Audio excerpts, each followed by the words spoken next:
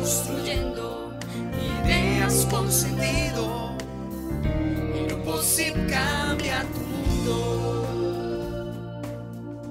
Bien, ¿cuál es el primero de esos mitos? Ve, Alonso, tristemente hay que decir que en todo en la vida, en todo, pero vean, la sexualidad, en el matrimonio, en todo, y los negocios no falla eso, hay mitos.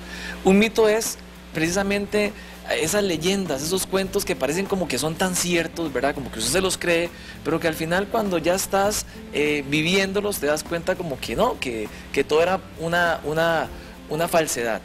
Y en los negocios, cuando la gente va a emprender, no se da cuenta que hay ciertos mitos que si no revisa antes de iniciar el negocio puede pagar una factura muy alta. Incluso algunas estadísticas dicen que el 80% de los negocios cierran antes de los 5 años. O sea, escucha esa estadística, el 80% de los negocios cierran antes de los 5 años. ¿Qué habla eso? Que tristemente hay gente que empieza con mucho entusiasmo, pero se da cuenta en el camino de lo que implica realmente tener un negocio, de trabajar como la gente lo llama, de trabajar en lo propio. Ah, qué bonito, es que usted trabaja en lo propio, es que eso maneja es lo su mejor. propio horario, no tiene jefe. Y esos son mitos. Es más, empecemos por ese es el primer mito que la gente le enseña a uno cuando uno va a emprender. Y digo, la gente, me refiero al inconsciente colectivo, por decirlo de alguna forma.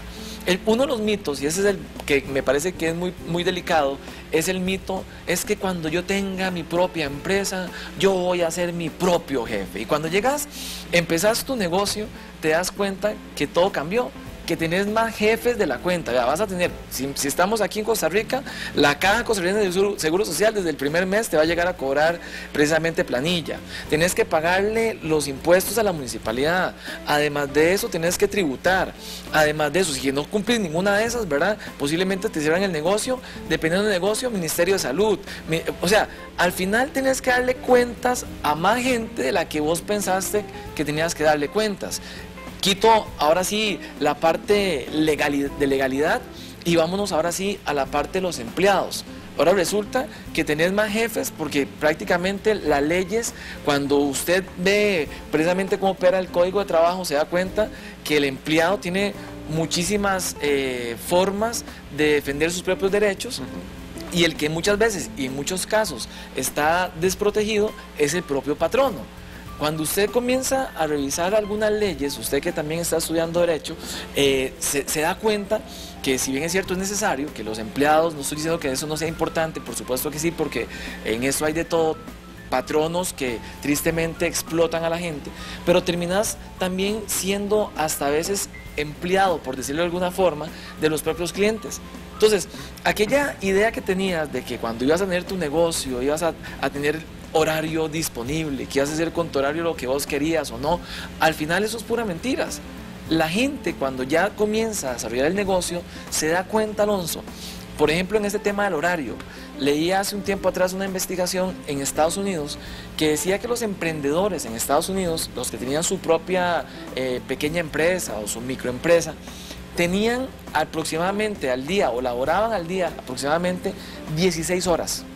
Cuando yo converso con empresarios aquí en Costa Rica, toda la gente que trabaja en el sector pymes, y uno les hace esta pregunta, y cuénteme, ¿y usted cuántas horas trabaja al día?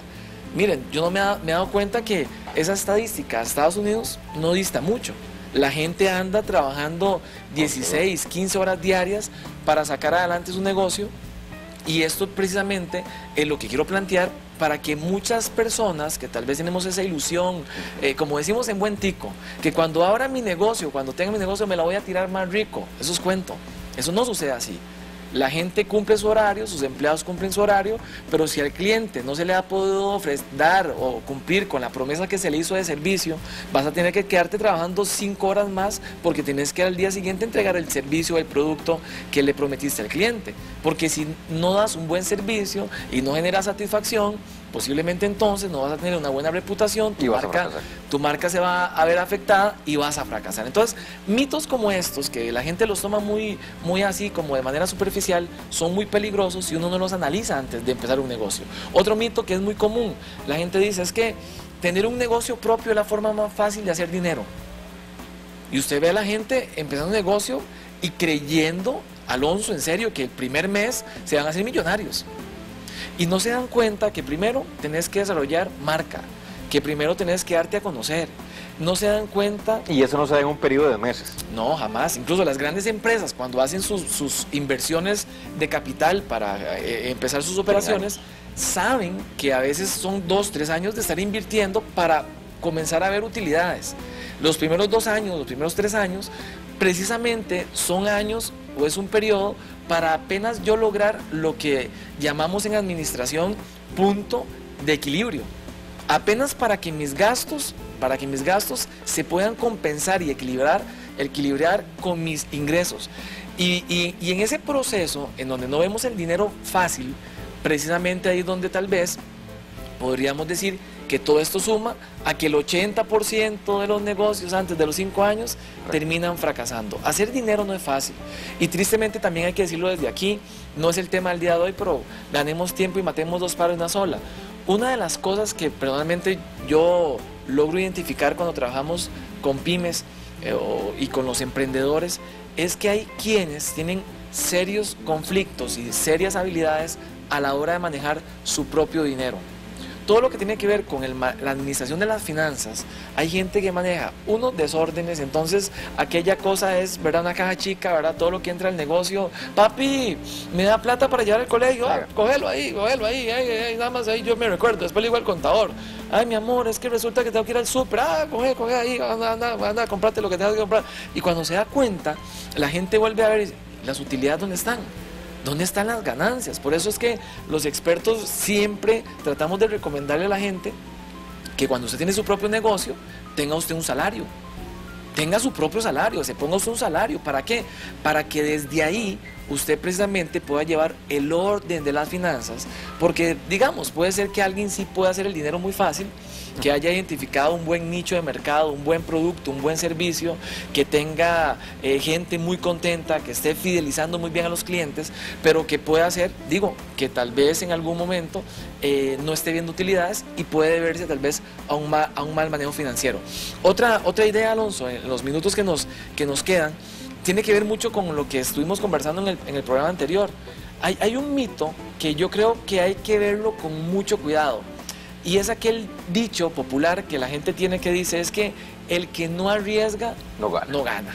Y entonces, claro, si usted lo analiza, usted dice, sí, es que en la vida hay que arriesgar. Tiene lógica, sí, hay que arriesgarse. Tiene lógica. Incluso en el programa anterior dijimos que el emprendedor como tal, una de las cosas que le caracterizan es que enfrenta el riesgo, lo enfrenta y lo asume. El problema es que cuando usted cree así ciegamente esta frase, el que no arriesga no gana, se puede ver usted metido en serios problemas porque precisamente, escucha lo que te voy a plantear, hay gente que antes de arriesgar no hizo un análisis serio. Incluso me gusta como lo plantea por ahí un autor que habla del síndrome de la ignorancia bien intencionada, así le llama él, el síndrome de la ignorancia bien intencionada. Y el síndrome de la ignorancia bien intencionada son aquellas personas que, como lo dice la expresión, tienen una muy buena intención, pero están desde la ignorancia. Desconocen muchísimas cosas operativas del negocio, desconocen cosas que tienen que ver con contabilidad, con mercadeo, con cosas legales. He conocido gente que abrió un negocio y con tanto entusiasmo y después digo, había que pedir permisos. Claro que había que pedir permisos, por supuesto. La gente no incubó la idea, la gente no permitió que esa idea fuera madurando en el tiempo y tal vez arriesgaron mucho, o arriesgaron muy rápido, o arriesgaron sin hacer lo que dicen por ahí los expertos en finanzas, ¿verdad? Que es una frase que utilizan la gente en finanzas. Dicen que el riesgo no se puede eliminar, pero por lo menos el riesgo sí se puede minimizar. Y minimizar el riesgo implica entonces hacer un análisis muy exhaustivo, tener algo que en los negocios es fundamental, pero es fundamental y se llama prudencia. En los negocios hay que tener prudencia. He conocido casos, conocí un caso de un señor que llegó, sacó un préstamo al banco, fue y compró maquinaria, tras de eso el banco le prestó más dinero porque perfectamente le podía prestar más dinero, no solamente compró el equipo, compró 2 carros, pero usted necesitaba los carros, no importa, tal vez algún día los va a usar para algo, y al final compró estos vehículos, no tenía una demanda de trabajo que le exigiera a poner esa flotilla a trabajar y el riesgo se lo fue comiendo, ¿verdad? Ese mal manejo del riesgo se lo fue comiendo porque nos cuesta a veces planificar.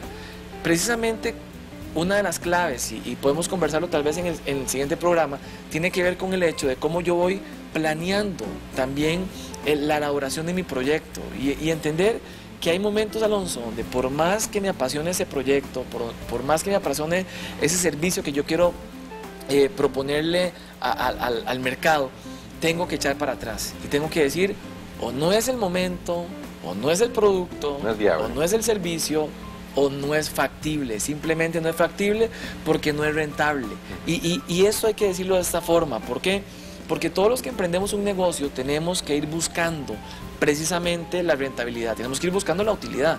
Nadie tiene un negocio para tener pérdidas. Jamás. Y entonces desde ahí tenemos que darnos cuenta que tal vez esas pérdidas a veces llegan porque no hemos trabajado bien el tema del riesgo. Entonces, como para culminar en los minutos que nos quedan, la idea de plantear estos mitos, que podríamos plantear muchos más, nada más nos da tiempo de plantear 3. ¿Cuál es la intención? La intención es decirle a la gente, a las personas que están emprendiendo, que no tengamos expectativas falsas de lo que implica un negocio. Que el primer enemigo del emprendedor termina siendo el desánimo.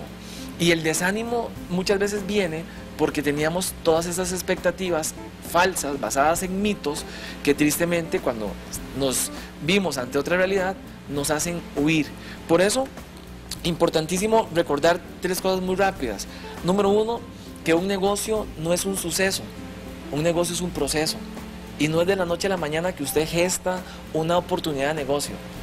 Es algo que usted va construyendo en el tiempo, en el cual tienes que precisamente dedicarle mucho tema a la investigación. La gente hoy está emprendiendo y no investiga, no pregunta si ese producto va a tener buena oferta, no sabe si tiene una competencia muy cercana, no sabe si alguien produce ese mismo producto, valga la redundancia, a un costo más barato, porque la gente simplemente se deja ir por la ilusión. Obviamente tener un negocio es una gran ilusión, pero tenemos que entender que es un proceso y en ese proceso hay que ir buscando mejoras.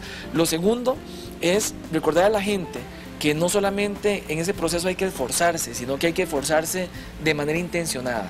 Y cuando hablo de manera intencionada, ese es el punto número 3, siempre todo esfuerzo tiene que ir de la mano de un plan.